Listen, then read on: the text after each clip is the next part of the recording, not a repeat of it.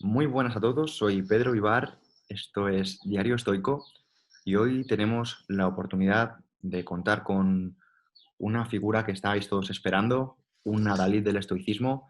Le conocéis por muchos de su trabajo como divulgador, mm, como blogger, como ingeniero algunos, pero bueno, para mí una oportunidad tener a Marcos Vázquez de Fitness Revolucionario, porque muchos sabéis que ya le tengo en el programa de Emotion Me, pero que esté en Diario Estoico evidentemente es porque tiene una trayectoria especial y bueno, pues desde aquí darle las gracias a Marcos porque sé lo ocupado que está y sobre todo pues agradecerle una vez más su tiempo. Muchas gracias por invitarme, Pedro, y darte las gracias también por ser una de las figuras que está ahora impulsando más el estoicismo, ¿no? en España que falta. Así que también gracias por esa parte, tío. Totalmente, Marcos. Ahora hay personas que consideran el estoicismo una moda y yo digo, ojalá fuese una moda y lo viéramos en la tele, los periodistas, los políticos, pero creo que está muy lejos de todo eso. Hace falta seguir, hace falta seguir. Falta mucho trabajo. Bueno, Marcos, pues como sabes, si no lo sabes te lo voy a comentar porque es un formato que estamos desarrollando dentro del Diario Estoico. Hay una serie de preguntas que son exactamente las mismas para todos los invitados, para que tanto personas del mundo del deporte, atletas, nutricionistas, abogados, médicos y de distintas profesiones nos cuenten cómo ellos enfocan el estoicismo en su día a día. Y Okay. quiero empezar por la de, para ti, ¿qué hace diferentes a los estoicos de otras personas? Uh-huh. Vale, a ver, si tuviera que resumirlo, yo diría que la autoobservación constante, ¿no? Esta idea de prestar atención a los pensamientos que te surgen, ser capaz de distanciarte de esos pensamientos, de verlos como hipótesis y no como realidades. Creo que, y muy ligado con esto, la capacidad de dialogar contigo mismo, de moldear tus pensamientos en cierta manera, de intentar no apegarte a sentimientos negativos. Y si finalmente lo tuviera que simplificar, ¿no?, a su esencia, sería para mí la capacidad de hacer lo correcto independientemente de las circunstancias externas o lo más correcto dentro de las posibilidades que tienes, ¿no? Que de hecho esta es otra marca de un estoico, o sea, diferenciar entre lo que puedes cambiar o lo que está en tu ámbito de control y de lo que no. Y por tanto se trata de seleccionar la mejor opción dentro de tu marco de actuación, ¿no? Y la gente que es capaz de hacer esto, podemos decir que están más cerca de ser un estoico, que los mismos estoicos decían que esto es imposible, esto es un ideal, ¿no? Pues si tenemos este ideal en mente, es más posible que nuestras acciones diarias nos acerquemos a este objetivo. Eso es, apuntar a las estrellas, ¿no? Para quedarte en el cielo, ¿no? Exactamente. Tenemos que tener al menos una guía, ¿no?, hacia dónde vamos. Marcos, ¿cuáles son esos detalles para mejorar en tu día a día? Detalles. A ver, así en modo general, yo creo que el hecho de prestar atención en todo momento, en este concepto también estoico de la prosoque, de reflexionar con frecuencia sobre lo que has hecho mal, sobre lo que tienes que mejorar, celebrar las cosas que has hecho bien, mostrar gratitud por las cosas buenas que nos ocurren. O sea, yo creo que estos aspectos, estos detalles, son clave a nivel mental, ¿no? Y después, obviamente, también debemos ser conscientes de la profunda integración entre el cuerpo y la mente. O sea, si tu cuerpo está bien, porque comes bien, porque entrenas, ¿no?, te mueves, descansas, pues seguramente tu estado mental tenga muchas más probabilidades de estar bien. Yo creo que estos aspectos, estos detalles, ¿no?, tanto más fisiológicos como psicológicos, al final son lo que marca la diferencia en el día a día, ¿no? Y son pequeñas cosas, pero que acumuladas tienen un efecto, pues eso, exponencial y aditivo en nuestro estado mental y en nuestro bienestar. Marcos, ¿con quién o con quiénes, en qué momentos te cuesta ser estoico? Buena pregunta. Eh, Diría, así de manera más general, que con los que creo que son injustos, ¿no? Y sé que la justicia o la injusticia tiene un componente subjetivo, pero cuando siento que alguien me ataca injustamente o con mala intención, reconozco que es cuando más me cuesta mantener esa tranquilidad o esa ataraxia estoica, ¿no? Pero también siempre digo que el estoicismo no pretende que nunca te molestes. O sea, eso es imposible. O sea, te vas a enfadar, te vas a molestar, pero en vez de que ese enfado te dure todo el día y te haga además dormir mal y que estés toda la noche dándole vueltas a lo que dijo no sé quién y fíjate qué ataque y fíjate qué injusto y no sé qué, pues quizá en 10 o 15 minutos ya has vuelto a tu estado de calma mental, ¿no? Y eso, por supuesto, supone una reducción muy grande del sufrimiento mental. Entonces, como digo, es normal. O sea, quien te diga que esas cosas no le afectan, te miente. Y los propios estoicos lo decían, oye, no puedes decirle a alguien que no se enfade por un ataque, te vas a enfadar. Ahora bien, creo que lo que tenemos que conseguir con el estoicismo y el objetivo final es reducir el impacto negativo que tienen estas situaciones, estas circunstancias, ¿no? Brutal, es el término de reducir el impacto. Bueno, al final es como esas pequeñas victorias. Es maravilloso cómo lo has explicado. Me identifico muchísimo. Marcos, esta pregunta creo que tiene un especial interés en ti porque al final eres un divulgador de distintas prácticas que pueden decirse que no son ordinarias y me gustaría saber cómo practicas la incomodidad. Pues la incomodidad es para mí un principio básico que está muy ligado con este concepto que es la hormesis, que es algo que está evolutivamente muy bien mantenido y por esto me refiero a que lo vemos en las células más primitivas, o sea, al exponerlas a ciertos estresores, no solo no se mueren, sino que se fortalecen. O dicho de otra manera, estresores que en exceso las debilitan, en pequeñas dosis las hacen fuertes, ¿no? Y este concepto de hormesis pues viene precisamente de la toxicología. Cuando estaban intentando evaluar la dosis de un veneno, una toxina que mataba una célula, y decían, oye, al aplicarla en pequeña dosis no solo no le perjudica, sino que crece más rápido, ¿no? Y sabemos que esto nos afecta también a nosotros, tanto física como mentalmente, ¿no? Entonces, muchas de las cosas de las que hablo nos benefician vía hormesis, vía incomodidad. Y de nuevo, este es un principio que los estoicos mencionaban hace miles de años, ¿no? Y de hecho, daban ya pistas sobre cuáles son, y son cosas que ahora la ciencia ha demostrado. Y aquí hablamos, por ejemplo, de ayunos. Decíamos, de vez en cuando, prívate de la comida, ¿no? O pasa unos días simplemente con la comida más sencilla posible. Hablaban de las duchas frías, ¿no? De ducharse incluso en el Tíber en invierno. Hablaban de salir a la calle de vez en cuando con poca ropa. Lo mismo, hablaban de caminar descalzo. Entonces, fíjate que estas cosas son incomodidades que nos fortalecen, todas ellas, ¿no? Sabemos que el ayuno tiene un profundo efecto fisiológico, el frío como estresor puntual también, muchos aspectos, tanto físico de nuevo como psicológico. Caminar descalzo fortalece los pies, de hecho sabemos que llevar todo el día zapatos desde que somos bebés pues debilita los pies, aumenta el riesgo de pies planos, acorta el talón de Aquiles y por tanto el tendón de Aquiles y más riesgo también de lesiones. Entonces son cosas que los estoicos ya intuían hace miles de años y que hoy la ciencia, repito, lo valida, ¿no? Entonces intento incorporar todas estas incomodidades o el hecho mismo de entrenar. O sea, entrenar no deja de ser un estrés hormético, ¿vale? Y sin embargo tiene un efecto muy positivo. Esos pequeños estresores a nuestros músculos, nuestro corazón, pues tiene un potencial, un beneficio enorme. Entonces creo que es muy bueno empujarse un poco, someterse a estos estresores. Y añadiría también el componente de estrés emocional, ¿no? En el sentido de que creo que es bueno exponernos a experiencias o a cosas que nos dan cierto miedo. Y esto cada uno tiene que ver lo que es, ¿no? Porque en esa exposición al miedo hay crecimiento. Y para cada persona será algo distinto. Si te da miedo hablar en público, tienes que dar una charla en público, ¿no? Apúntate a Toastmasters o algo que te obligue a exponerte a ese miedo gradualmente.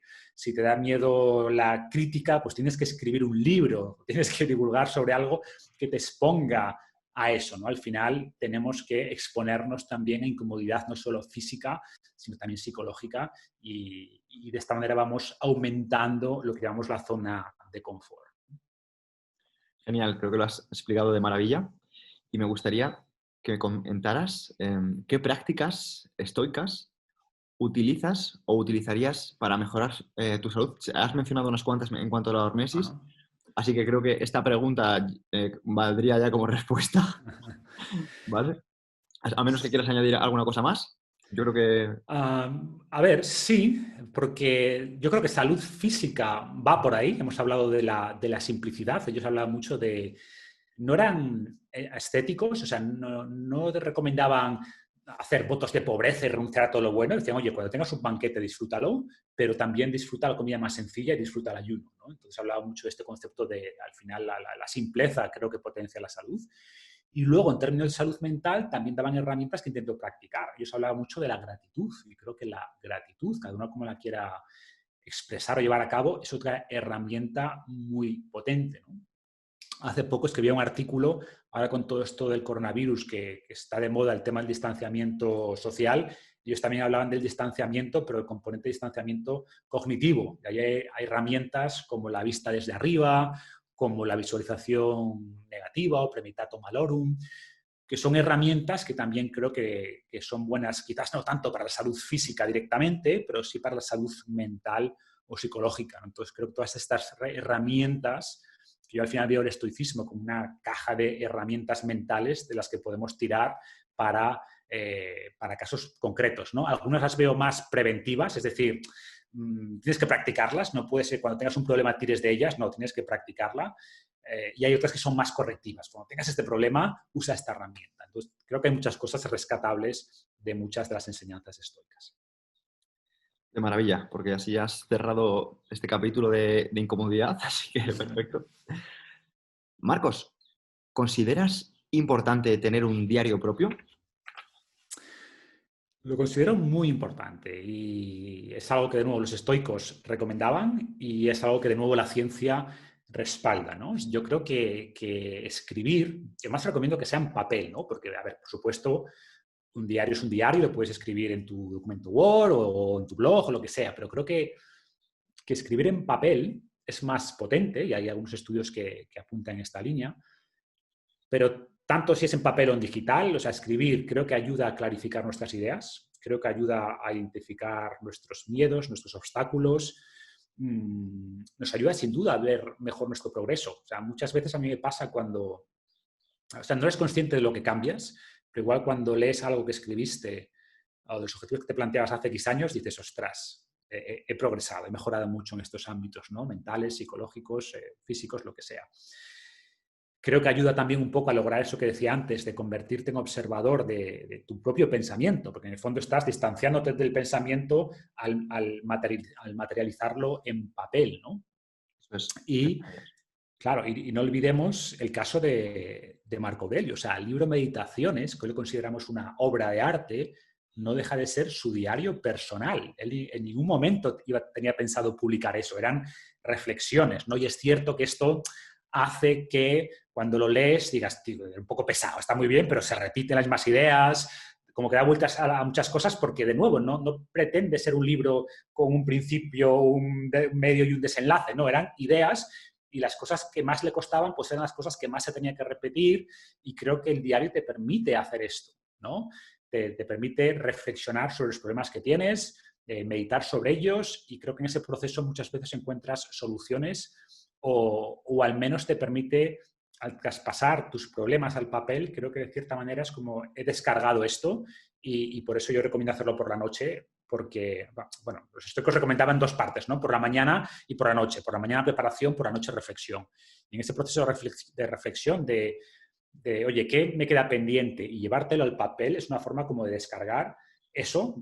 Dices, mañana es otro día, mañana abordo esto que está en el papel, mientras si lo tienes todo en la mente dando vueltas, pues el efecto psicológico es negativo. Y repito que hay estudios que indican que efectivamente este volcado mental de problemas, pendientes, emociones negativas, etcétera, hace que tu mente dice, vale, ya lo he escrito, ya puedo dejarlo, ¿no? Ya no hace falta que lo mantenga aquí dándole vueltas en mi cráneo. Entonces creo que por todo esto y más cosas, el diario es una herramienta muy potente.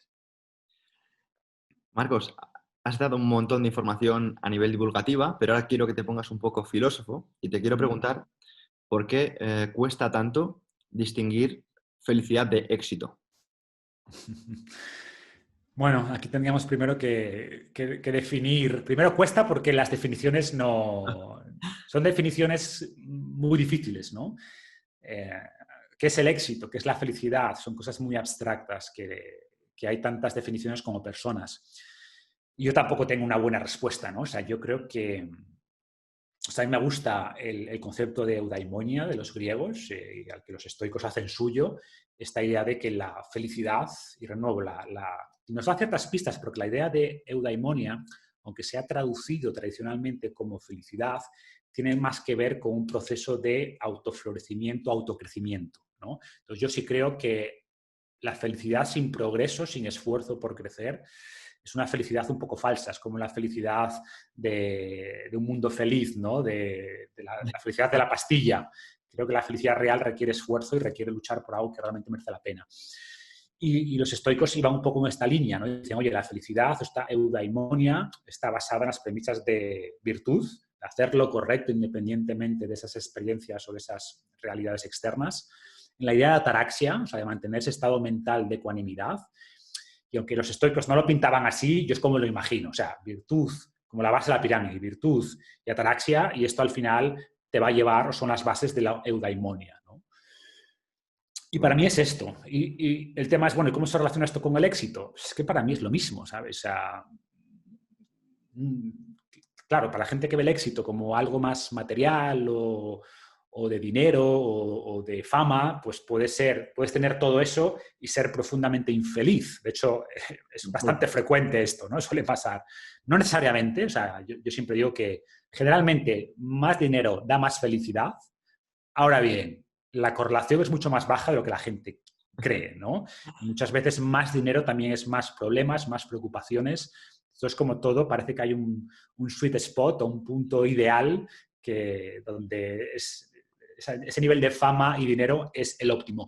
Pero repito, que depende más que de cuál es tu nivel de fama o tu nivel de dinero, depende de cómo tú eres capaz de procesar eso mentalmente. Creo que de nuevo el estoicismo es la clave en esto, ¿no? Para tanto si te va muy bien económicamente o muy mal, y a lo largo de la vida lo normal es que tengas momentos que te va muy bien y momentos que te va muy mal, tu estado mental sea lo más estable posible y ni se te vaya la cabeza cuando todo va muy bien y creas que eres el rey del mundo, ni tampoco te hundas cuando las cosas te van mal y eso haga que pases por estados de depresión o estados emocionalmente muy negativos, ¿no? Entonces creo que el estoicismo es una forma también de regular todo esto y de separar lo real de las ilusiones que muchas veces nos creamos, ¿no? Y gran parte de esto que llamamos, pues eso, fama o dinero es una ilusión. Totalmente. Marcos, ¿con qué te cuesta practicar el autocontrol? ¿Con qué me cuesta? Sí, te cuesta. Sí, a ver, te diría así como algo más mundano, café y chocolate. Por ejemplo, me propongo hacer descargas de café de vez en cuando y reconozco que me cuesta, ¿no? De hecho, lo que hago suelo hacer con descafeinado y me cuesta aguantar, decir, más de 4 días sin café. Me cuesta, por ejemplo, sin chocolate me cuesta. Y por suerte son cosas buenas para la salud, pero sí creo que como todo, ¿no? Que hay que aprender a ejercer la moderación. Pero todos tenemos nuestros puntos débiles. Muy buen autocontrol, Marcos. Em, Ahora vamos a pasar a una parte pues, más relajada y es que me gustaría que me comentaras qué personaje de la realidad o de la ficción o de ambas te parece un gran estoico o modelo a seguir. Personaje que me parezca un gran estoico, pero te refieres a que no sean los estoicos en sí, ¿no? Eso es, que no sea Marco Aurelio, por ejemplo. A ver, a mí me gustan mucho los escritos de Montaigne. Es Ujú. como alguien... o sea, los nuevos estoicos podríamos decir, bueno, Montaigne no es tan nuevo, o creo que gente como Mark Twain tenía también cierto...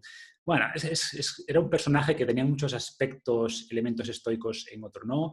Me gusta también gente como Thoreau, este tipo de personajes que, de nuevo, sin autodeclararse estoicos, veías los escritos que tenían. O sea, Thoreau también, por todo este lado más de vuelta a la naturaleza, creo que encajaba muy bien con la filosofía estoica. Entonces, bueno, hay varios autores o personajes Benjamin Franklin, que de hecho ahora me acordé porque estoy viendo aquí la biografía que tengo ahí de Walter Isaacson, y Benjamin Franklin, de nuevo, sin decirlo de manera muy clara, cuando lees un poco su filosofía, ¿no? Pues ves claramente el corazón de un estoico ahí, no sé hasta qué punto estaba influenciado por ellos. Seguramente sí, porque Franklin al final pues era un ávido lector y sin duda había estado conectado con su filosofía, ¿no? Entonces, bueno, hay muchas figuras que han jugado papeles importantes en la historia y que cuando profundizas en ellos te das cuenta de que sin ser estoicos o sin que nadie los reconozca como estoicos, pues realmente el estoicismo jugó un papel importante en sus vidas y en lo que lograron. ¿Y de la ficción podrías mencionar a alguien, de alguna película de animación o clásica o de algún estilo?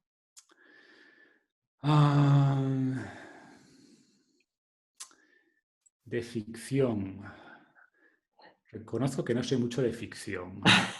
O sea, por algún motivo siempre me han llevado más las historias reales que las ficcionales.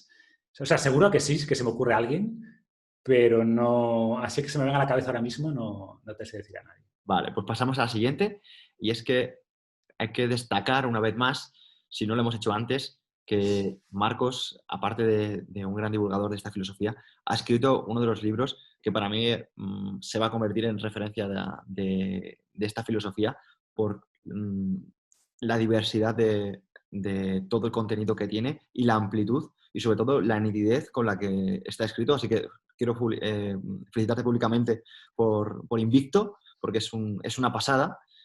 Y además, Gracias, me encantaría saber qué literatura relacionada con esta temática, no tiene por qué ser directamente, te gustaría recomendar, porque creo que viniendo de ti la gente estará con papel y boli para saber qué libros de esta temática puede recomendar Marco.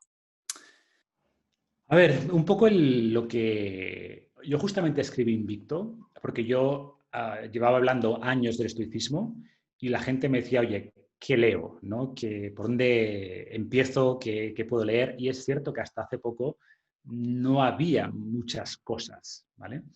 Por suerte han aparecido en los últimos años autores interesantes.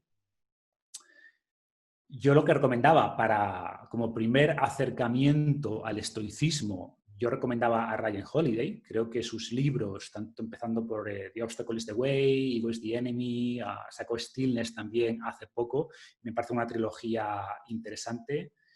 William Irvine tiene también un libro interesante sobre el estoicismo. O sea, hay figuras interesantes que yo recomiendo antes de pasar los clásicos, ¿no? Total. Pero lo que me pasaba es esto, que ninguno de estos libros, desde mi punto de vista, era como un acercamiento sintético al estoicismo.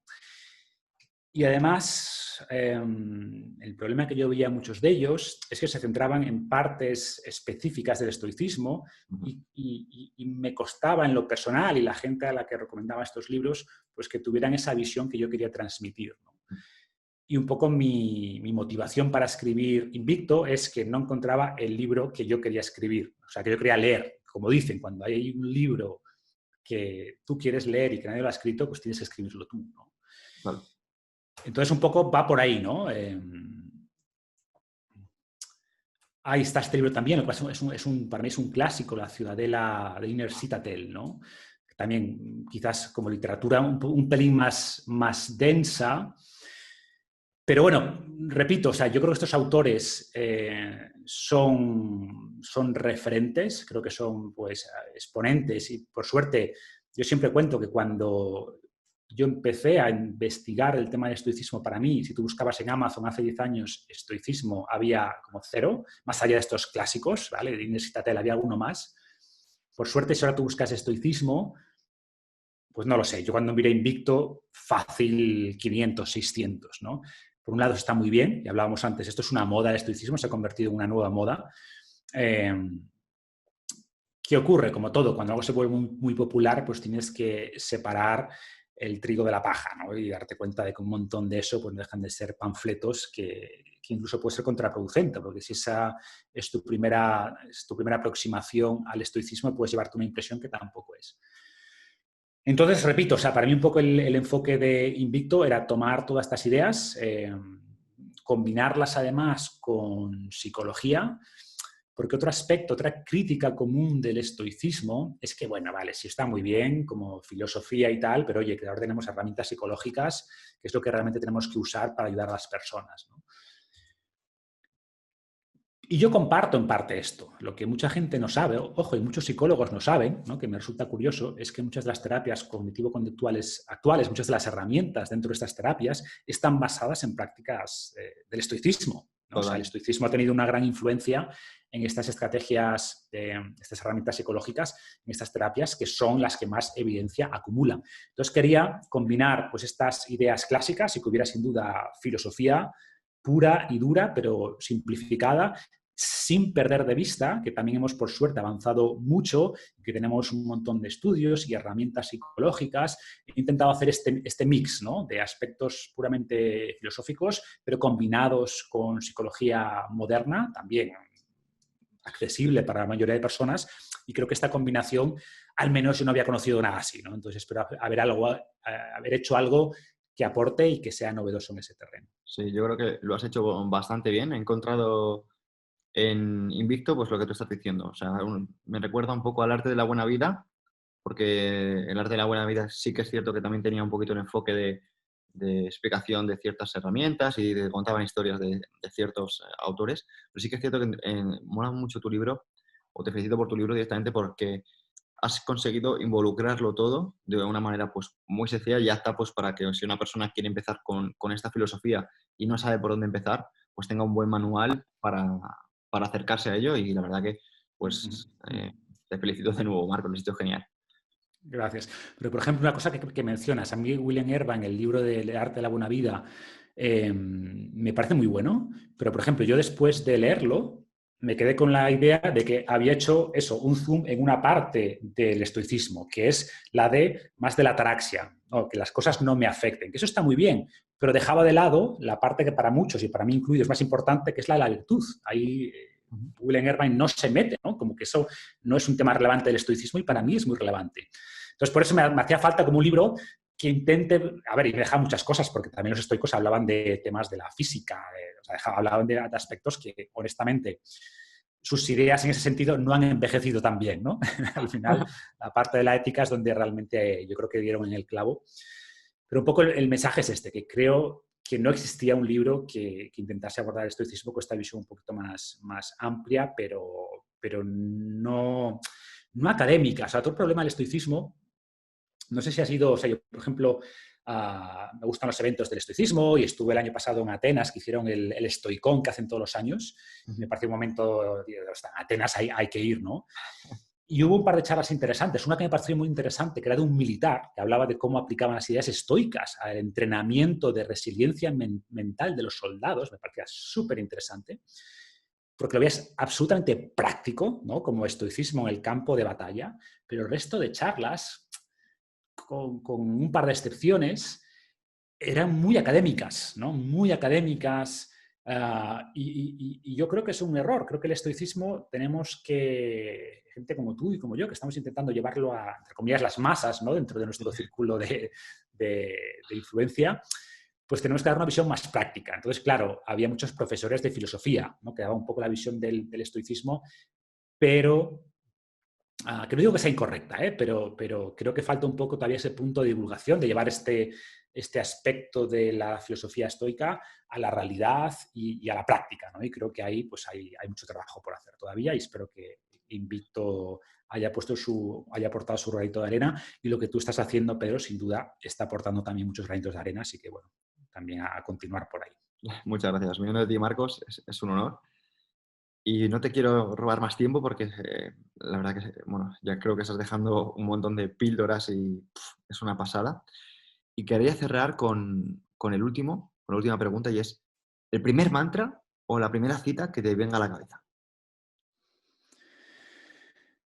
A mí, una de las que más o de mis pasajes favoritos del estoicismo es sobre la brevedad de la vida de Séneca, y es de los que al leerlo tengo más impactos por minuto o por palabras, y a mí esta idea de que no tenemos poco tiempo, sino que desperdiciamos mucho, es brutal y me centra muchísimo, ¿no? Entonces, o sea, como dice, la vida, no es que la vida sea corta, sino que la desperdiciamos. Entonces, creo que ese mensaje como punto final me parece interesante.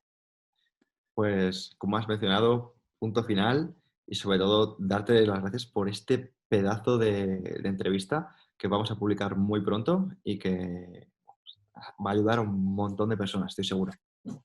Genial, pues muchas gracias, Pedro. A ti.